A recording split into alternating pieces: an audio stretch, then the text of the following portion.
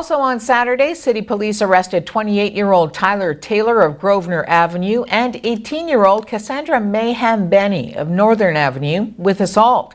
It's alleged on February 24th, both accused went into a business on Northern Avenue. While there, an argument took place between Taylor and the owner of the business. A physical altercation ensued, and police say Taylor hit the victim in the face. Mayhem Benny hit the victim in the midsection. Taylor is charged with 1 count of assault and 1 count of breach of probation, while Mayhem Benny is charged with 1 count of assault. Both are scheduled to appear in court on April 15th.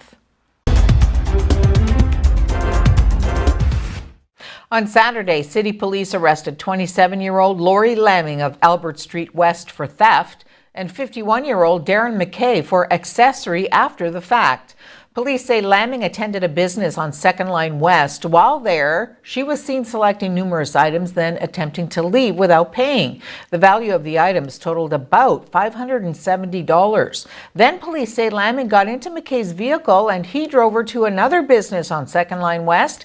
While inside, she selected a variety of items of unknown value and again left the store without paying for them. While in custody, Lamming was found to be in possession of varying amounts of what is believed to be crystal methamphetamine, heroin, and fentanyl. She's charged with 1 count of theft under $5,000 and 3 counts of possession of a controlled substance. McKay was arrested later. Both are scheduled to appear in court on April 15th. An aviation expert says investigators can expect to find multiple factors as they look for the cause of an Ethiopian Airlines plane crash that killed 157 people. The plane was a Boeing 737 MAX 8, the latest version of the widely used jetliner. It's never one thing, it's always multiple combination of factors that lead to a catastrophic accident like this. And so that is what we can expect. The 737 itself is an extremely reliable aircraft. It has been in service for decades. This is the newest evolution of it. Whenever you have a new change or a new aircraft or a substantially different model, as in this case, the engines are different to get a more economical fuel burn, and they are moved forward, changing the weight and balance of the aircraft. So there are substantial changes to the airplane. The Canadian press has learned that Ontario is set to announce this week that cell phones will be banned in classrooms starting in the next school year. Some schools already have similar policies, but the province will issue a directive to all public schools for the 2019-20 school year. It would prohibit cell phone use during instructional time. Enforcement of the ban would be up to individual boards and schools. The Progressive Conservatives had proposed such a ban in their platform during last year's election campaign. Government sources who were not authorized to speak publicly ahead of the announcement say exceptions would be made for when teachers want to use cell phones, for instance, as part of their lesson, for medical reasons, and students with special needs. The Tory government conducted education consultations last year, and while input on the sex ed curriculum dominated headlines, feedback was also gathered on a potential classroom cell phone ban. About 97% of respondents favored some sort of restriction on phones in class.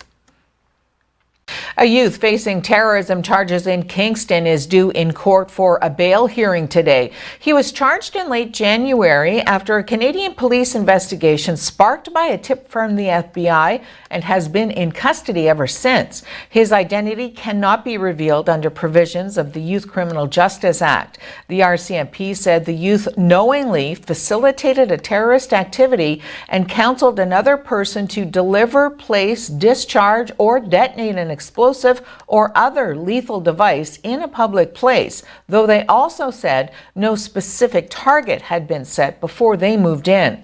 A 20-year-old man was arrested at the same time but was released hours later. The bail hearing is expected to take a couple of days, with the second one not scheduled until the end of the month.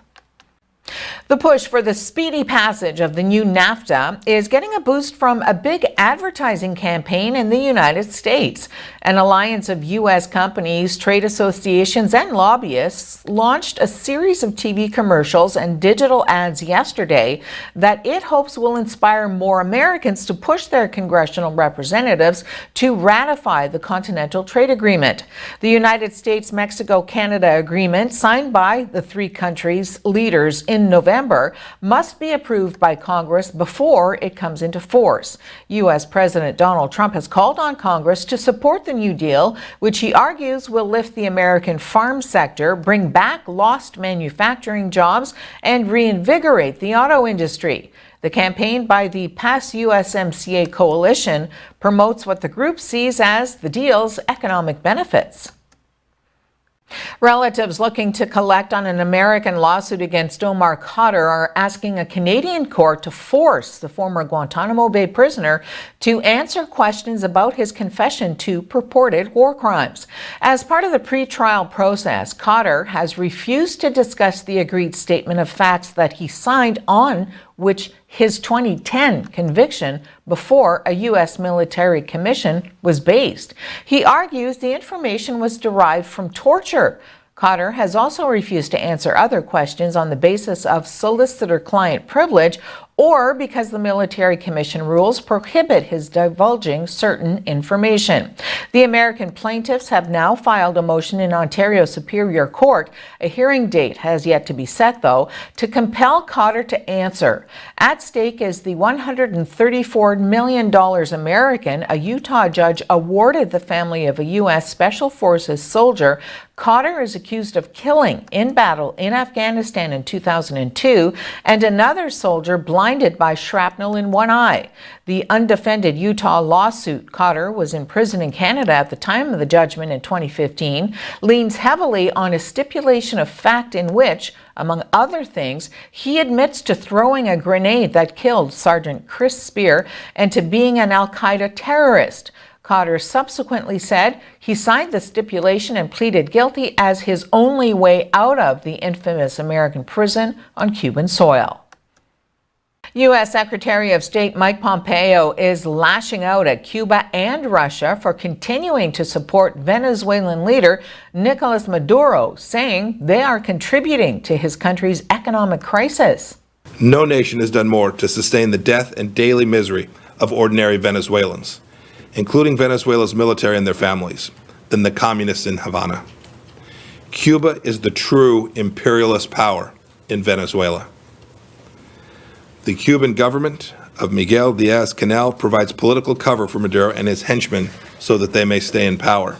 Russia, too, has created this crisis.